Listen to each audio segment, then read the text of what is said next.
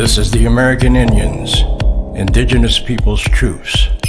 Justice for all, the most dangerous show on media anywhere.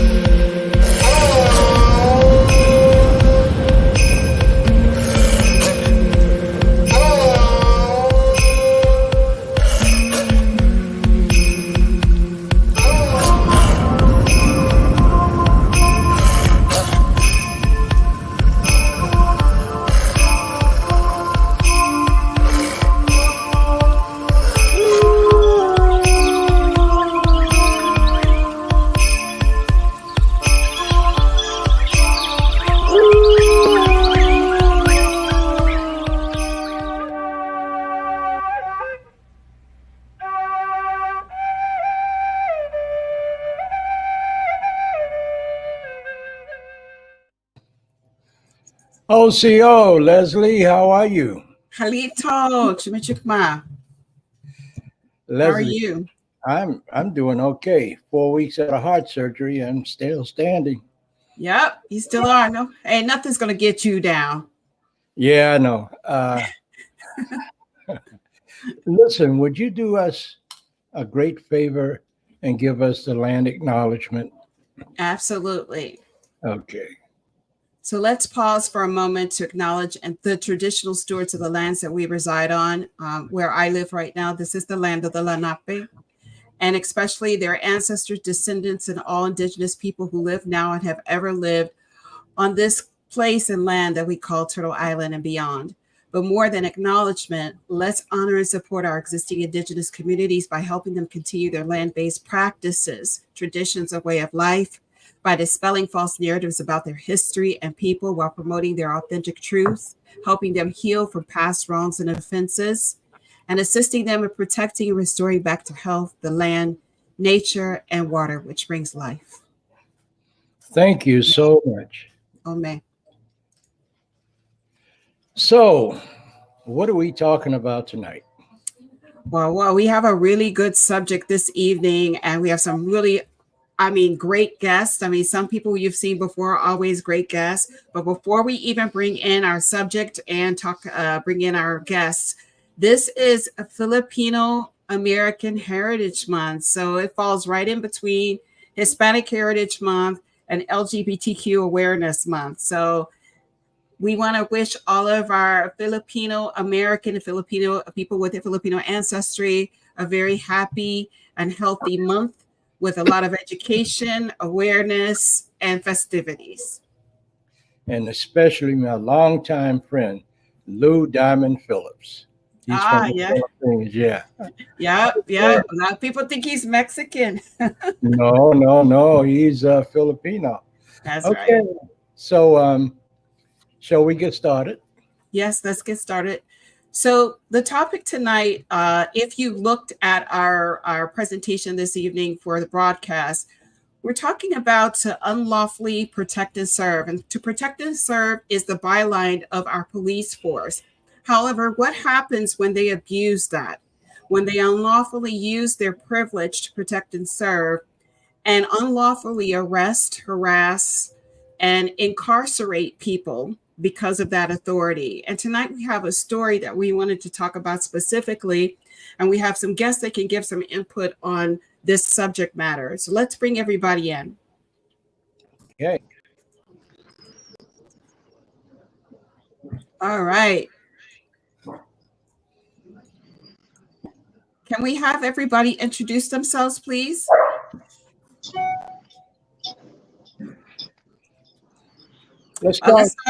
Let's start with Raymond. Okay, come on. Brother Two Hawks.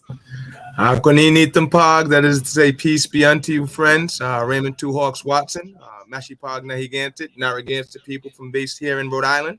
Always a pleasure to be here with Jay and Les, and looking forward to a productive and positive discussion this evening. Okay.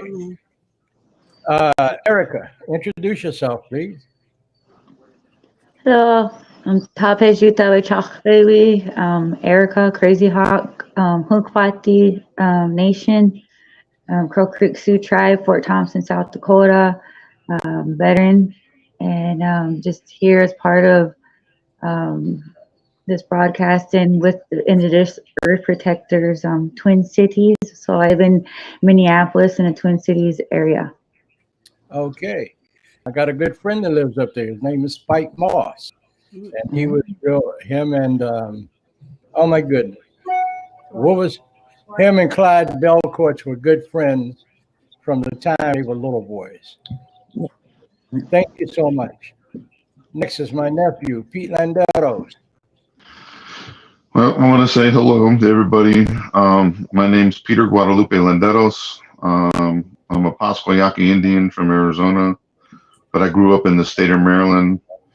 I'm also the director of American Indian Movement in Maryland, Washington, D.C., and Pennsylvania, and also the spokesperson for Piscataway Indian Nation. Okay. All right. So now I see my friend down there, Kwame Sunhorse. Introduce yourself, brother. You're out in the woods. I think he can't hear us. He's texting me. Okay. He's muted now, but let's see if I can get him to unmute. Go in the house, Kwame, so we can hear you. Kwame. Okay, just go ahead and introduce him so that I'm going to... you're muted. Can you hear it? Unmute. Yeah, it's you. Yeah, it's you. Can you jump out of the broadcast and come back in? You can't hear. Okay, let's go ahead. Can you introduce him, Elder Nightwolf? Yeah, I know that old guy. Kwame Sunhorse is a sun dancer. I forget the nation that he's a part of, but he goes all over the country running UNIPIs for different Indian nations, things like that. He's a good man. He's crazy, but he's my friend. and hopefully we can get him in. I'm Jay Winter Nightwolf. I'm Jay Winter Nightwolf. I'm Cherokee, Shoshone, and Taino Indian. My Cherokee part comes from South Carolina. My Shoshone, my grandfather on my father's side, was from out around the Four Corners. And his wife, my grandma Sylvia, was Taino Arawak from Old San Juan, Puerto Rico. So that's me, and I'm the troublemaker. And hi, my name is Les Fry. My people are Choctaw and Cherokee. We're from Mississippi Choctaw. And I am the co-host of Jay Winter Nightwolf. And yes, he is a troublemaker, but it's all good. Yeah. Okay, so let's start this conversation. I want to start with Erica Crazy Hawk Jones. Erica, you were recently in Washington, D.C., protesting the pipeline and the Treaty of 1977 and the release of Leonard Peltier. Yeah. Tell us about that and tell us about the experience that you had. So I came down and came into DC as part of the climate action, declare emergency. I came in as a spiritual leader for the Indigenous Earth Protectors, Twin City. I came in as a collective with collective people there, who all came with the same, voice to, declare emergency, stop the fossil fuels. Just kind of forgive me. I'm a little bit still coming out of that past week and getting settled and grounded. Forgive me if I kind of get a little bit pink chalk, so that part there, I came down back from the march and got to march with the 75,000 people from all over the world, who all walked and prayed and chanted in a good way, and and being a part of these movements, like from all the way from Standing Rock to the Line 3 movement, and getting ready to prepare for the Line 5 movement here protecting the Great Lakes. And so I come in, to use my voice and, send those prayers up. So, I had come back down there on September 22nd, and we had a prayer circle there, and we proceeded to go up and,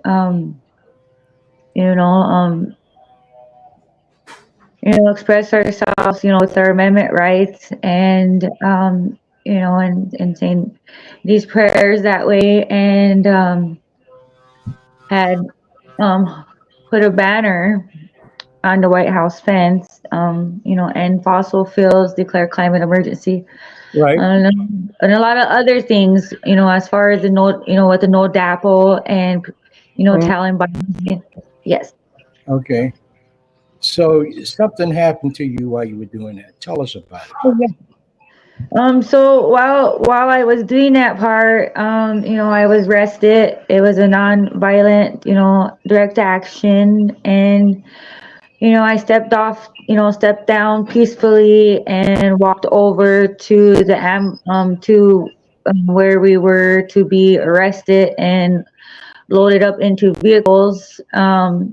And so from there, there was two of us that were arrested, and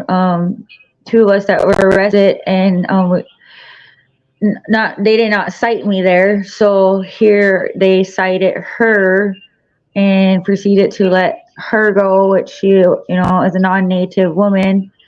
And they had, I was in my regalia, fully dressed in my regalia, and I had, I'm a veteran and a Sundancer as well. So, I had this gifted to me here. I don't know if you can see me still. Yeah. So I had, come over there to the, to where the officers, continued to, ask me questions about, who I was, why I was there, amongst other things there, had happened. And the officer had, it shows in a video where, telling the officer to,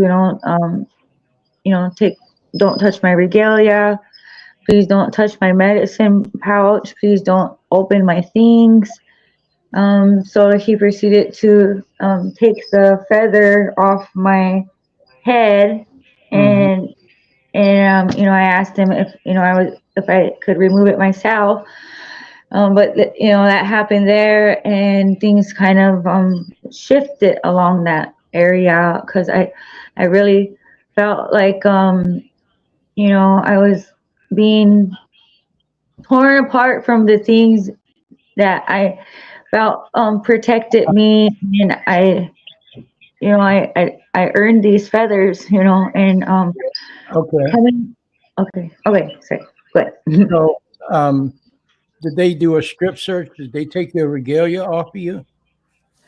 The first search the first search that they did a little they did a little pat down here and there, continued to poke at me, and then so that was that part, and then so from there they said that they were going to take the regalia off me, and I had asked them not to, because I was figuring that they were going to cite me there. And then so from there they went and they said, well, we need to remove you from the regalia. We need to search you. So from that part, they took the regalia off me, and I had asked if I could, help, because I didn't want any of my things to touch the ground, and so, that kind of went on there for a minute like that. And from there, I had told them that, why I had come out here, and that I was a survivor of, things that had happened. And, so, to tell them a little bit about what happened to me, in a Bakken oil field, So I, explained to them, certain things that had happened to me, and I had asked them why, they wanted to search me again. And so there they went and told me that they were going to do a grown search, and which kind of had sent me back into this deal was to why are you searching me again, and why after I tell you that you already searched me, and that these things happened to me. And then so that's kind of where that happened to me, and I kind of started Resist. Let me ask you this. Did they call a female officer to search you? They did call a female officer to come over and search me. Yes. Did any of these officers touch you in your private parts? Yes. Was it a female or a male? At the time, I wasn't very unsure because I kind of went into a panic state. And then, so I think whenever she did come to touch me, and that's what kind of brought me back, was because she pressed in on my legs. And so that was that part where I'm trying to get ground on my breath, and she proceeded to forcefully poke at me, and that's when she went and she shoved up on in between my groin and my anal part, in which that kind of was forceful, and it kind of sent me out into a PTSD kind of protection deal. Okay. Can I ask, did they give you a reason for why they felt that they needed to search you? And No. did they ask you if it was okay if they searched in your area? Like if you go through TSA, they ask you, or they tell you that they're about to search there. Did they give you any indication that they were going to do that prior to that? No, because I remember, telling them no, no more. And that is kind of whenever she had come up behind me, and I remember because I felt it. And I was like, right before I was, going to pass out. And then she said, she went and she didn't say nothing. And she took her hand and her finger, and it kind of went up, and she did this thing along into like my butt crack. And that didn't really feel right because of the things that had, how it happened to me. So it kind of set out the sensory. So yeah, as far as that goes, I think like, I didn't, I didn't see, I didn't. Okay. Erica, I know this is kind of distressing you, so I don't want you to have to go into any more detail. Okay. I do want to get Elder's opinion, and I want to get our panelists' opinion about this. Before you get my opinion, I'd like to ask Raymond Two Hawks Watson. Raymond, what do you think of all this mess? First of all, I want to offer my sincerest apologies to the sister for what she went through. That's just outrageous, in my opinion. In the U.S., you have the right to protest. You have the right to freedom of speech. As far as I know, for my legal education and things of that nature, there needs to be some sort of probable cause or reasonable suspicion or something if they're going to pull you to the side and search you. So I'm just completely perplexed on just a regular person, engagement with law enforcement. But then to think that they went as far as being as disrespectful as to take your feathers off your head and take your, I just don't understand what's going on here. And I don't understand why another individual who I'm assuming they were engaging with because of the same alleged conduct that they were engaging with you for, why they let her. Yeah, they searched her, but wouldn't search the white woman.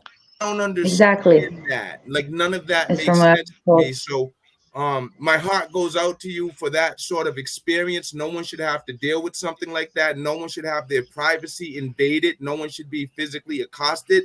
And most certainly it shouldn't happen just from, looking at it from a legal perspective, if there's not a legal reason. Because, they like to play those, well, legally we had to.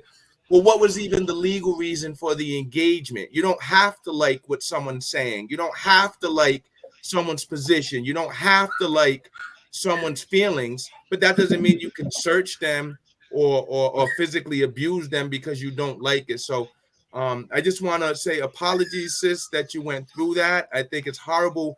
And I most certainly hope that at the very least you're considering, if you haven't already, some legal action against those individuals for their behavior towards you, because in my opinion, it's completely unacceptable.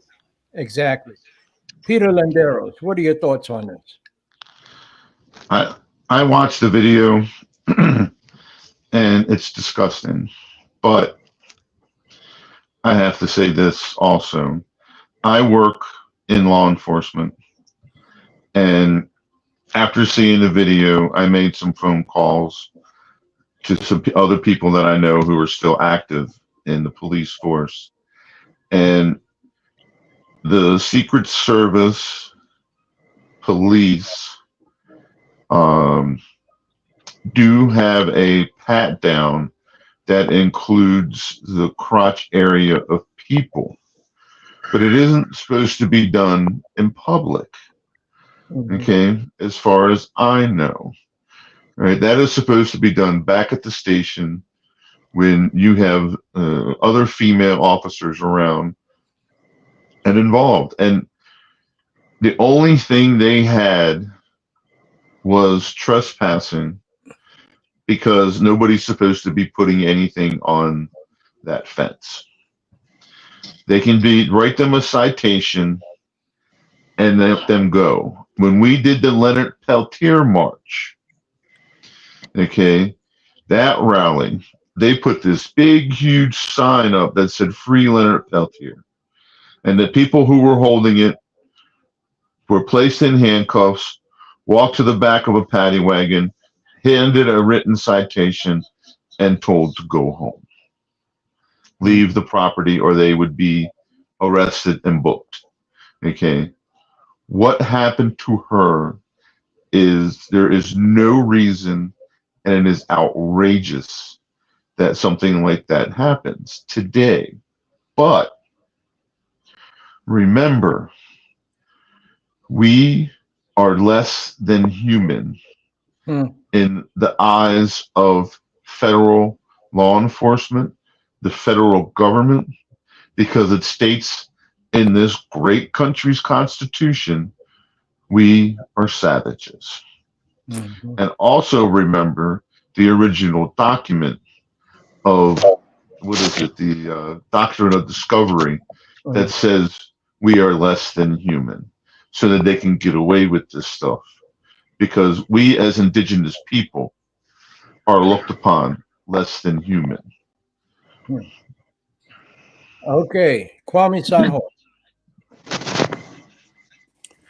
Good evening, family. B-Zone. I sit here in stolen lands of the Muskogee Creek, and I'm honored to be a part of the panel. And in the background, you see that's our picture that came out of National Geographic. It was talking about, it has an article, the whole article in the magazine was on slavery. Right. And this part of what my brother just spoke on, we're less than human in the eyes of the invader. And what we're now looking at is, how do we decolonize what we have been colonized into? You know, there's a book, Red Skin, White Mask. And the part that we have to understand is that as we protest and as we raise our voices and look at how do we begin our decolonizing what the colonizers have done, there is an attack, and especially on the women. We have now in this Turtle Island missing and murdered women and girls here that they're not even putting out the necessary force to help deal with what is going on the reservations, which is the first, really the reservation was the first incarceration space of our people here on Turtle Island. And what we've got to begin to do is look at how do we reclaim our sovereign lands, and how do we reclaim, like everyone acknowledges, these are stolen lands that we are now, each one of us is sitting on stolen land of our nation's people. Some nations don't even exist no more, but we're on that land that they call the U.S. You know, and the part of even calling Washington, D.C. is correct. It's Washington, the Department of Corrections, because we're all being imprisoned on this continent called Turtle Island. So I, for one, say that my elder and what she was protesting and what they did is a violation, but they don't respect our women's because they don't respect us as a people. And we have to be about the change for that. Okay, I got you. Leslie, go ahead. You know, I have a lot of people that are in my family that are in law enforcement, but they are very respectful of these things, and they're people of color that are in law enforcement. I don't know the ethnic background of the officers that did this to you, and I probably won't be surprised at what their ethnic background is. But I think that what has happened here is that the misunderstanding of communities and not understanding why it is that, you know, the touching your jingle dress, taking your feathers off, these are all things that will probably be some of the things that we could eliminate in law enforcement if we had training in law enforcement about communities. One of the biggest issues within law enforcement right now is that they do not know the communities that they serve. They don't know them. They don't participate in the events that are going on in the community. They have no relationship with the people that they police. And therefore, this amount of disrespect that occurs as a result of them not being knowledgeable about the people in their community is causing all of this conflict. If this officer had been aware of how important that is to our people, how important that is to you, the whole process of why you were given that feather in the first place, all of those things, that kind of training within I don't know if it's DEI training or whatever, is something that's lacking from that community. And I'm someone who doesn't believe in defunding the police. I believe that we should fund the police for these type of programs so that they get out there and they actually do things within their community, that they actually interact with the people in their community so that they have a better understanding of why they are protecting and serving that community. Absolutely. You know, I have a lot of respect for the three officers. When I went to I used to go to South Dakota quite often. And whenever I got off the plane, it was these three white young officers that would see me coming down the runway, run up to me, grab my bags. Come on, Elder, we got you. And when they wanted to frisk me, they said, no, you don't frisk him. If you want to see his boots, he'll take them off for you. But we know this man. This is an honorable man. Now, if they would give all of the police officers that kind of training to respect our color, respect who we are, respect our private and sacred things, then we wouldn't have such a problem. But most officers in law enforcement, they don't get that training. And you're right. We don't need to defund the police. We need to make sure the funds go to cultural training so that they can be sensitive. I remember the last time I went out there, I'm a pipe carrier. One of the officers, excuse me, wanted to grab my pipe bag, and I resisted. And a young officer ran up to him. He says, don't touch that. He said, because things will happen to you that can't be explained. He said, what do you mean? He said, that man is like a medicine man, and you don't abuse him. Leave his belongings alone. Let him go through. We know him. Simple. Simple. And Erica, I am so distraught about what happened to you. And you can believe this from my heart, that me and all the people that you're on with tonight, we stand with you. And we will do everything we can to help you. Okay? Yeah. Erica, Yes. have you attained legal counsel?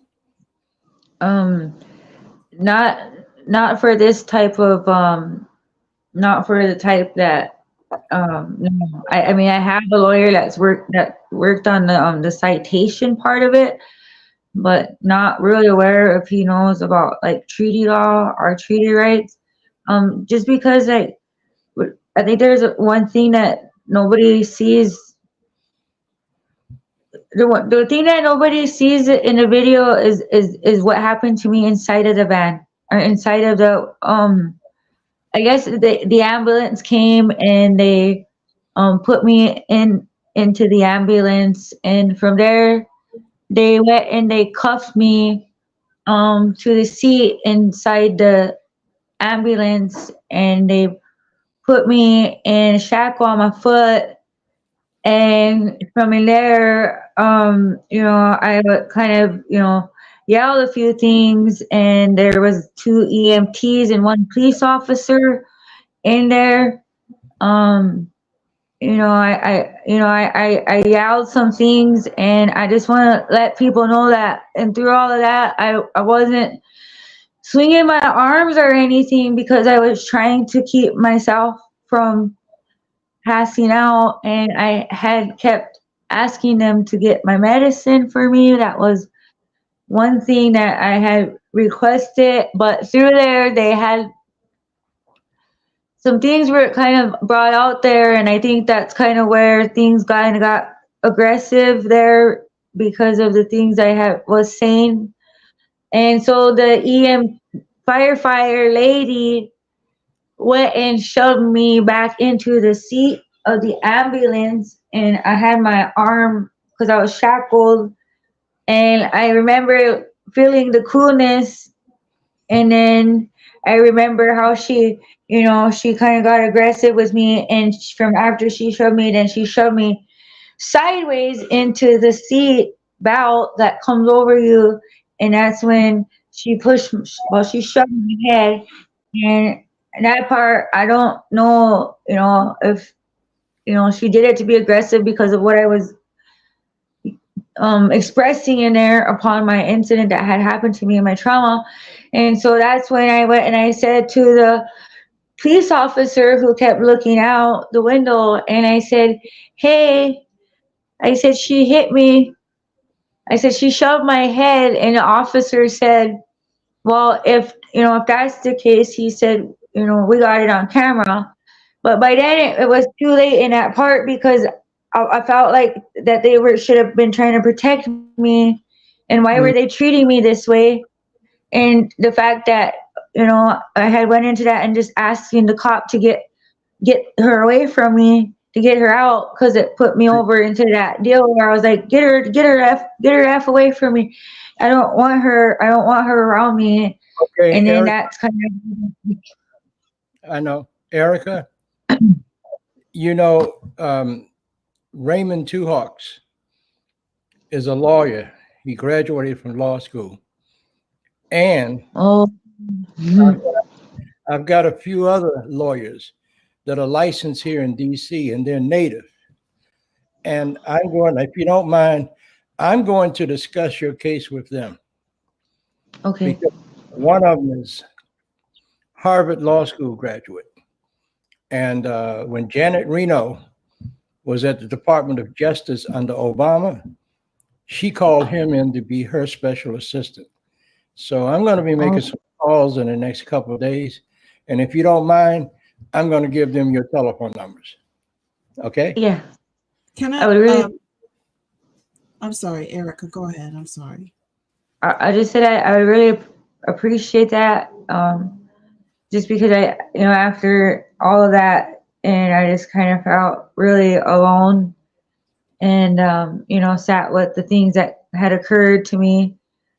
and reflected upon it, and we're coming from the descendant of the ones that were hung and massacred here in Minnesota, and being massacred like that in Whitestone, and understanding being peaceful in that way my ancestors were, and it kind of baffles me, but yes, I would love to have some support and some help, and maybe a No, little bit of no problem. healing. You got brothers and sisters on with you tonight that are very concerned, and we love you. And we are supposed to take care of each other. So we'll call from people in a few days. And do you need to get some water? Are you okay, baby? No, I'm okay. I know. I'm just very happy, grateful, because it's like, I try to reach out to my own leaders and ask, for some guidance and things, and it's just, I'm just very grateful to have you guys right now. Thank you. Oh, you're welcome. Leslie, go ahead.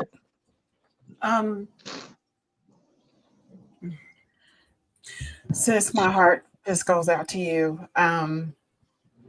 As someone who understands trauma, this is very hard for you, and to think that you probably don't have a safe space anywhere. And that's the thing, you don't even have a safe space in your law enforcement people who are supposed to be protecting you. I'm curious. And that's the thing. Here's the thing that I want people to understand about you. You are retired National Guard. Am I correct? Yeah. You served our country. Yes. And this is important to understand, you all. Her protesting is because she believes in the rights of this country. She did what she did. She was committed to service to protect those things, and yet and still she wasn't protected. And I just want everybody to understand that, because this is very profound in the sense that people come here, people dedicate their lives to protect this country, but yet and still they are not protected whatsoever. And this seems to be a running theme when it comes to people of color who have served in this country. I am very curious to get Raymond's take on this, and also Pete's take, and then Brother Sunhurst, Elder Sunhurst, I kind of want to get your take on the historical impact of this, what she's talking about, because if you're not familiar with it, if you're somebody who's a novice, Erica said that she is the descendant of the people that were hung in her area. So I kind of want to get your actually, let's start with you first, so you can explain to our audience what she's talking about, and then I want to get Raymond and Pete's take on her situation. Thank us. And my heart is connected with Erica, because a violation of one is a violation of all of us. And so what we are hearing is the same thing that I get really aggravated with, is that I took an oath to protect this country just as she did. And those people that violated her took an oath, the same thing, and protecting, and they violated that oath. So that means is that it's not so much the words in which we say when we raise our hand and take that oath. It's the part of what they consider that you're not worthy of being respected. And in that violation is that I know each of the men on here, and I can say we've all had to have that experience of standing up against the wall and having someone go over our body. That's violation. They violate. That's just a mental raping of a male body. The same thing that happened to her, and her being detained, was a violation of her body. No one has the right to touch you unless they ask permission. Even though they're law enforcement, the enforcement is that you have to say, do we have the permission to search you? And that's a part of what they are trained in their enforcement. The part that we're looking at, and what she's speaking about, the massacre, and I believe if you're talking about the massacre of the 38 that was lynched there. It was Abraham Lincoln on Christmas Eve, of all time, on Christmas Eve, to have that order, to have those 38 young men to be the largest lynching in this country's history was done on Christmas Eve in the 1800s. And that was because they were standing up for their rights as indigenous people on their land. And so what we're not being able to have is a true acknowledgement of why they're fighting against CRT, critical race theory, because the violation is they don't want us to know what they really did to the people of this land. The massacres, the lynchings, Genocide. the biological warfare, all of that. And that's why they look at and say that you're less than. Thank you. Thank you, Elder Son of Words. Can we get Brother Two Hawks his opinion on the situation? Sure. So I'm going to reiterate what I said earlier to the sister. I would definitely suggest pursuing some sort of legal remedy for what occurred. Just to clarify, I'm not yet a lawyer. I have a JD from Roger Williams University School of Law. I'm not currently barred, but my colleague and I, when we graduated, we realized that particularly in our regions up here in the Northeast, there's not a lot of legal support for these types of issues for indigenous people. So we started a nonprofit called the Center for Indigenous Peoples' Rights. And I would love for the sister to reach out and place a formal complaint with us. We work with students at Roger Williams University School of Law and other areas to definitely be able to provide some legal support in this regard.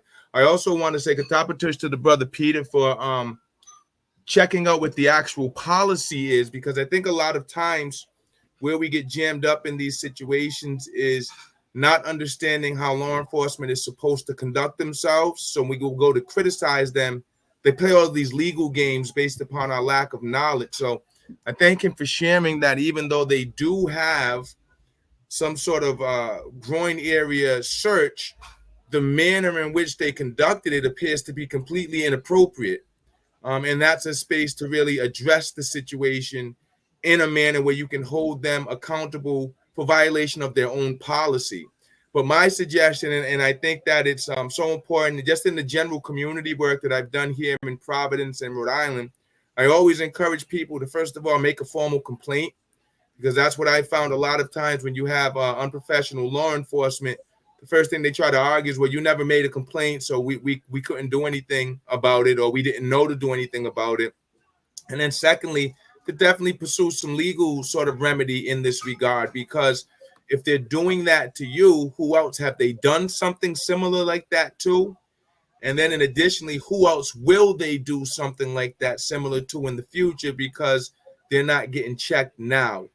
So once again, I just apologize, sis, that you even had to go through something like that in the capital of a nation that prides itself on freedom of speech, freedom of religion. And I keep speaking on that because I'm from Rhode Island. And that's where those sorts of concepts originated from a gentleman by the name of Roger Williams, who settled the state of Rhode Island, getting them from my people, seeing that we were allowed to speak our minds and speak our thoughts and believe what we wanted, and him being oppressed by his own people, saying, hey, you know, they're kind of onto something. And then the U.S. grasps onto that and says, hey, we're going to make these foundational principles of who we are, but not for the very people that we learned it from. So please, I implore you, please don't allow them to get away scot-free with how they treated you. Please consider reaching out to the center. It's thecipr.org. If you are planning to do that or interested in doing that, I will let our legal director, Dr. TAINO Palermo, who's of TAINO heritage as well, let him know to be on the lookout. And I would definitely love to be in support of bringing some justice to your experience and what you've gone through in whatever form or fashion I can be. So please do, and I look forward to hopefully hearing from you soon and being of support in your addressing your experience. Thank you, Brother Two Hawks. And Pete, what would you say about this situation? We'd like to hear your take on this.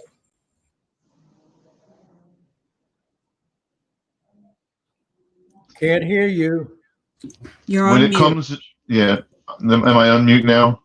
No, No. you're good. Okay. When it comes to a situation like this, it really angers me, because I think back to all the abuse that our women have gone through since the invaders stepped on the shore. And it just angers me. You guys brought up the Lakota 38. Those were warriors getting food for their tribe because they were being starved to death by the federal government. Yeah. Okay. To bring that to today's incident, again, I'm going to bring up what it says in the Constitution. We are less than human. We are savages. And as long as we allow the federal government to look upon us and law enforcement to look upon us like this, we are going to be fighting this fight. It is time for it to end. And myself and American Indian Movement are willing to do what it takes to show support to anybody that this happens to. Okay? And because of who you are and what you stand for and everything that happened, you have our support. And I can guarantee that from the Grand Governing Council all the way down to any local chapter in the American Indian Movement. Okay? The issue really here is we have to speak up and let our voices be heard when things like this happen and continue to be heard. We cannot sit silent. To sit silent makes you just as guilty as that officer that did what they did to her. We cannot be silent anymore.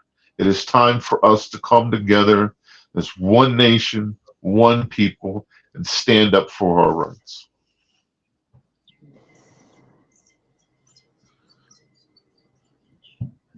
Okay. Thank you, Brother Pete. Thank you, Pete. Brother Elder Sunhurst, do you have something to say? Yes, and I was speaking on what she's doing, and she's in Minnesota, and I would suggest that you can.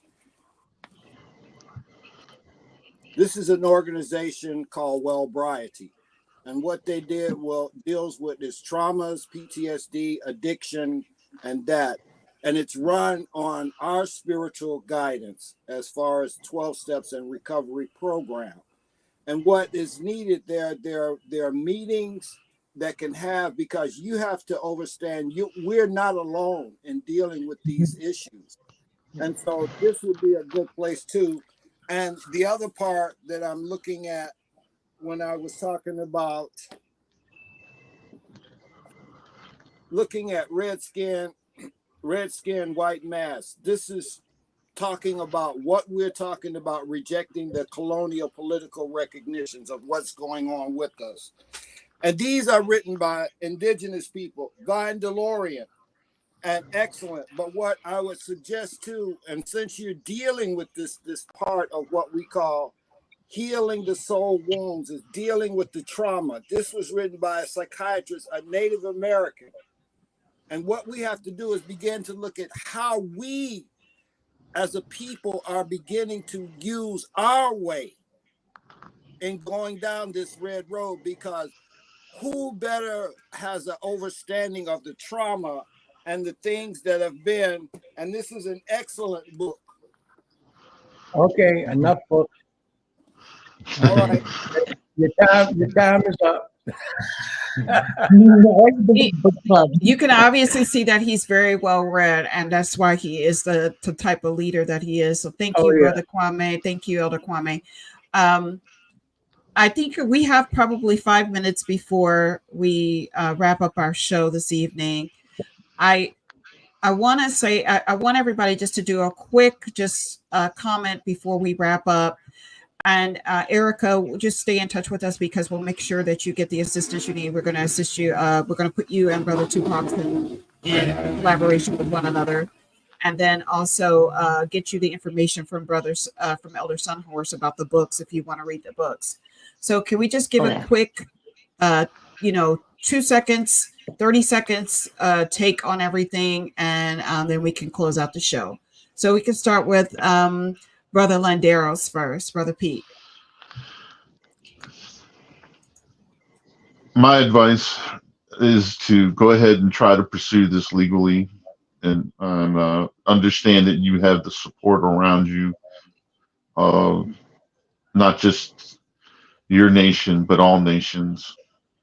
And like I said earlier, we can no longer be silent for the atrocities that happen to us.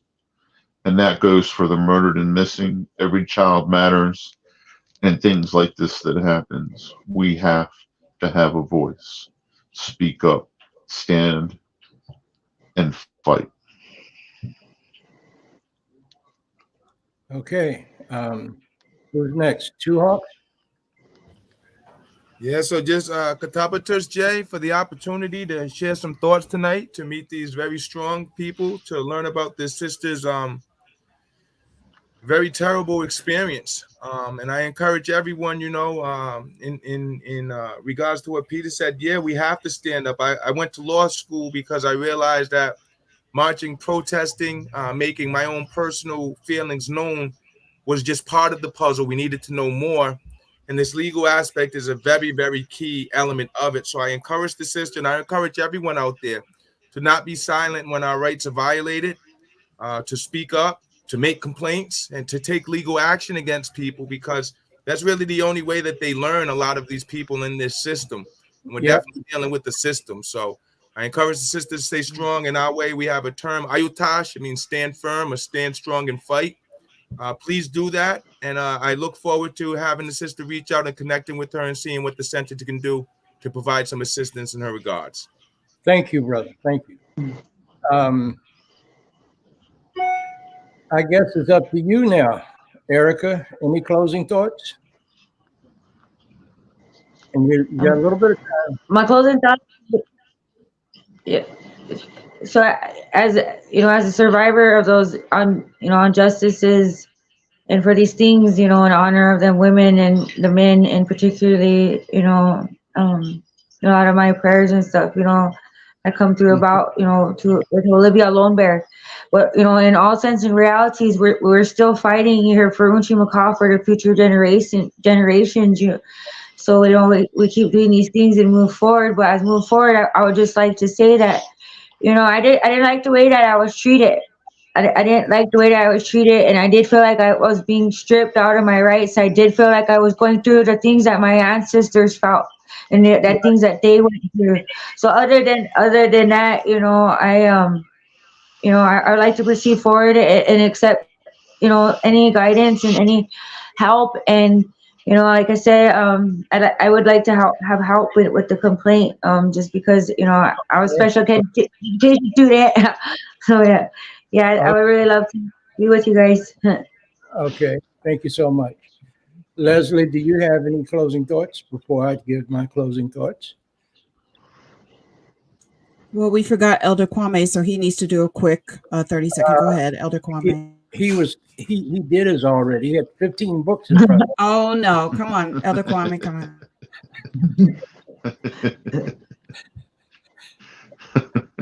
You're on mute. Please unmute.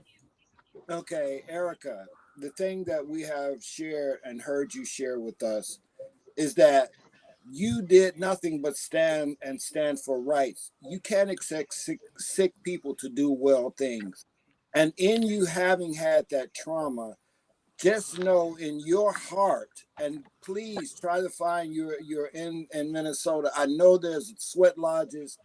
Go and do our traditional way of medicines and healing. Go back to Ina Maka and go into that lodge and pray hard and ask the Takashilas and Wakantanka to be with you and guide you, because those ones that did that do not know the right of the universal law, the cosmic law, and nature's law. They're violating, man created his own law, and these are the violations that you experience. Thank you, Kwame. Love you, bro. All right. Leslie, anything to say before I say mine? Yeah, I would like to say this. As you notice here, that we are all of different nations here. And one thing that is important here is a unified front. We are the greatest dreams fulfilled of our ancestors. And when they couldn't fight for us, they were dreaming of the time and hoping for the time that we would be the ones to stand up to what we've been suffered historically in this country. So support one another. Let's not have any interfighting.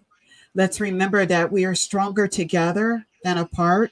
And I'm so happy that there's a resolution here, and that is to get you on the path of getting some kind of victory out of this. So we love you, sis, and we're praying for you, you know, and I'm going to see there's going to be some good work done out of this. So stay strong. Thank you, ma'am. Okay.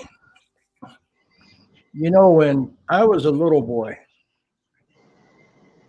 every summer we went down to South Carolina, where the Cherokee part of my family is.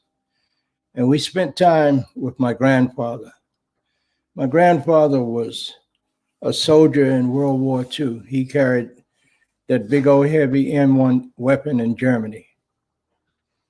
And he would always tell us, he built this table around this huge oak tree. And all of us little kids, we run over to him. Hey, Grandpa, he says, hi, do you boys know what it's all about?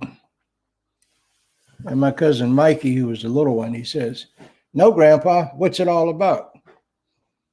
And my grandfather would look at us and say, it's not about the color of your skin, the texture of your hair. It's not about the clothes you wear. It's not about that entity that you pray to and call your God. And he said, you know what it's all about? No. He said, it's how you treat my heart. He says, you know, your family don't have to necessarily look like you to be part of your family. So just carry this thought with you, Erica. There are a lot of people out here that are listening and watching this show tonight. And you will get great help from places you never thought you'd get help from. And one thing that I really would like to know is, was Joe Biden informed about what happened to you? And if he was, what does he plan to do about it? When Obama ran for office, I came to South Dakota and North Dakota and helped with to get out to vote. And it was the Indian vote that got Obama over the top and got him elected to presidency. So Joe Biden needs to take a close look at this. And he needs to admonish these people and take care of them. This woman and this ambulance person, they need to be fired without any kind of help. So anyway, that's just what I got to say. And I will tell you this, in Cherokee, Danada, Loai, Wado. And Wado means thank you in Cherokee. And I love you all, even those of you that make it almost impossible to love you. I love you in spite of yourself. Talk to you soon. Take care.